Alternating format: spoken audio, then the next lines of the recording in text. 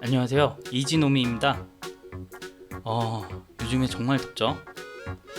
그래서 오늘은 인류를 구원한 에어컨의 발명이라는 주제로 이야기를 좀 들려드리려고 합니다.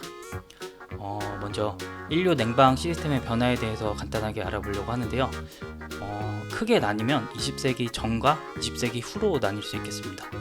이제 20세기 전에는 천연 얼음 그리고 이제 물이 기체화되면서 열을 이제 흡수해가는 증발열, 그리고 찬 공기와 따뜻한 공기의 대류를 이용한 공기 대류 현상 등을 이용해서 냉방 시스템을 이용했고, 그리고 20세기 이후에는 최초의 인공장치인 에어컨을 발명하면서 인류 냉방 시스템이 변화하게 됩니다.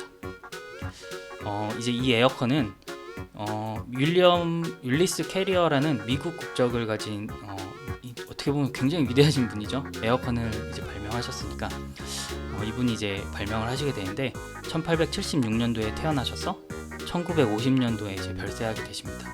그리고 제가 생각했을 때는 어떻게 인류의 어떤 기여도로 따지자면 스티븐 잡스와 좀 맞먹을 정도의 어떤 기여도가 아닌가 싶습니다. 자, 그럼 에어컨이 어떻게 발명되었는지 함께 보시죠.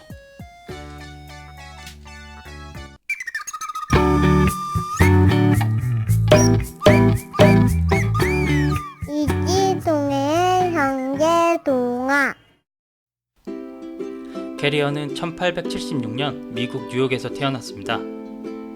성인이 된 캐리어는 코널 대학 기계공학과를 우수한 성적으로 4년 연속 장학생으로 졸업하게 됩니다. 졸업 후 캐리어는 뉴욕에 위치한 한 제철소에서 일하기 시작합니다. 어느 날 뉴욕 브루클린의 한 출판사 직원이 그에게 고민을 털어놓습니다. 여름은 너무 덥고 습해서 종이에 도무지 깨끗하게 인쇄가 되지 않습니다. 며칠 후 캐리어는 안개 끼인 피츠버그 기차 승강장에서 공기 중의 습기와 마주합니다. 그때 출판사 직원의 고민에 대한 해답을 얻게 됩니다. 그것은 공기 중의 습기를 조정하는 장치에 대한 영감이었습니다. 1902년 캐리어는 습도와 온도를 조절하는 최초의 에어컨을 만들게 됩니다. 에어컨의 원리는 이렇습니다. 에어컨의 구조는 크게 압축기, 응축기, 팽창 밸브, 증발기로 나뉘어집니다. 냉매 기체가 압축기를 통과하면서 압력이 올라가고, 응축기에 들어가면서 액체 상태가 되어 열을 발생시킵니다. 이것이 실외기에서 나오는 더운 바람입니다. 또 액체 상태의 냉매는 팽창 밸브를 통과하면서 수분을 빼앗기고, 증발기에서 기체화되면서 주변의 열을 빼앗아 시원한 바람을 내보내게 됩니다. 그리고 다시 압축기로 들어가며 같은 과정을 반복합니다. 에어컨은 출판사의 고온다습한 환경을 극복하는데 너무나 적절했습니다. 이후 에어컨의 대중화를 위해 1915년 자신의 이름을 딴 회사를 설립합니다. 에어컨은 본격적으로 일반인에게 알려진 것은 1920년대 초 극장에서였습니다. 극장에서 여름철에도 관객을 모으기 위해 에어컨을 설치했기 때문입니다.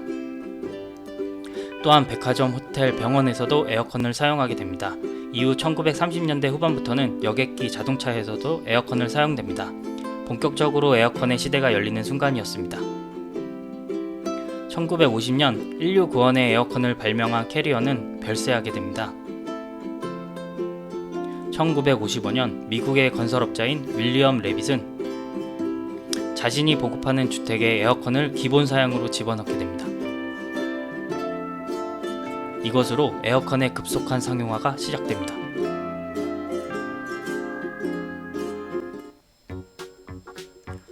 되게 재미있게 보셨나요?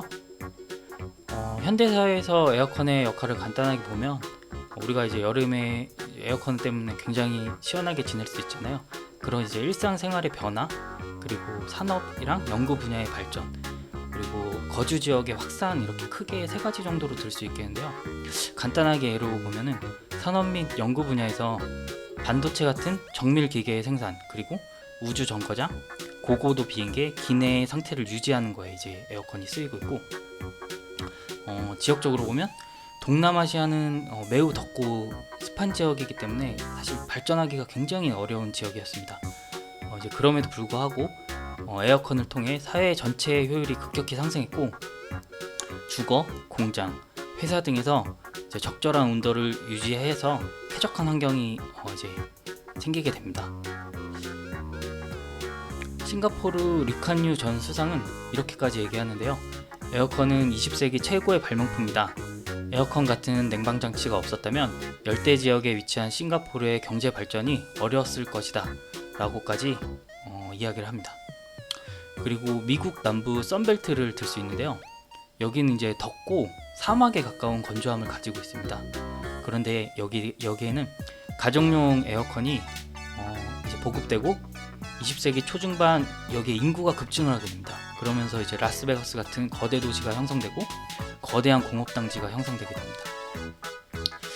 이제 그런데 그럼에도 불구하고 에어컨은 인류의 삶과 경제에 큰 이익을 주었지만 그와 맞먹는 큰 단점도 가지고 있습니다. 에어컨과 이제 환경 오염을 들 수 있는데요. 에어컨의 냉매, 이제 프레온가스 대표적인 거죠. 그리고 에어컨 작동 시 막대한 전력 소모, 그리고 기후 변화를 통한 에어컨 사용량 증가를 들 수 있습니다. 현재는 이제 여러 가지 노력을 통해 에너지 절감 그리고 환경 오염을 줄이는 방향으로 발전해가고 있어요. 일단 첫 번째는 전기 절약, 정속형에서 인버터식으로 이제 발전을 시켜서 전기를 절약하고, 냉매 또한 프레온가스에서 수소, 불화탄소로 이게 이제 친환경 냉매로 환경 오염이 좀 덜합니다. 그리고 냉각 방식은 기존의 이제 냉매제에서 반도체, 새로운 신소재를 개발해서 지금 이제 변경해 가려고 하고 있고요. 가동 효율을 높이기 위해서 인공지능과 네트워크 기술을 지금 활용하고 있습니다. 이런 노력을 바탕으로 미래에는 더 친환경적이고 효율적인 에어컨이 만들어질 것이라 기대해 봅니다.